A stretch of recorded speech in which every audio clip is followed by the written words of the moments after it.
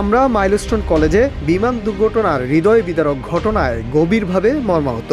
যে শিক্ষা প্রতিষ্ঠানগুলো শিক্ষার্থীদের শিক্ষা বিকাশ ও মানসিক সুস্থতার সহায়ক হওয়ার কথা, সেখানে এমন ভয়ঙ্কর অভিজ্ঞতা কোনো ছাত্রছাত্রীর জন্য কাম্য নয়। এই দুর্ঘটনায় উদ্বেগ ও সমবেদনা প্রকাশ করেছে বিএনপির ভারপ্রাপ্ত চেয়ারম্যান তারেক রহমান। 21 জুলাই নিজের ভেরিফাইড ফেসবুক পেজে দেওয়া এক পোস্টে এসব কথা বলেন তিনি।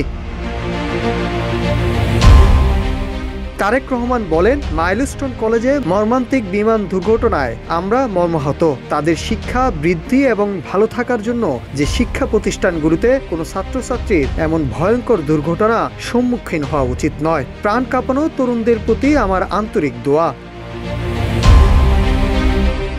সবাইকে ক্ষতিগ্রস্তদের পাশে দাঁড়ানোর আহ্বান জানিয়ে তারেক রহমান বলেন, আমি গভীর প্রার্থনা করছি এই মর্মান্তিক ঘটনার প্রত্যক্ষদর্শী ও ক্ষতিগ্রস্ত তরুণ প্রাণদের জন্য। পাশাপাশি বিএনপির সব নেতা কর্মী ও পেশাজীবী সমাজের প্রতি আহ্বান জানাই, এই সময়ে যেন আমরা ক্ষতিগ্রস্তদের পাশে দাঁড়াই। একটি ঐক্যবদ্ধ জাতি হিসাবে আমাদের এই সংকট কাটিয়ে উঠতে হবে।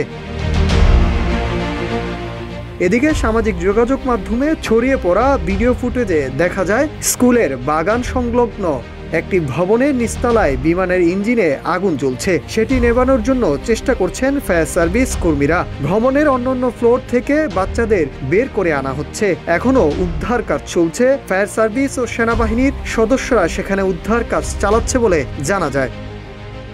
Nahid Hasan, news desk, Ittefaq.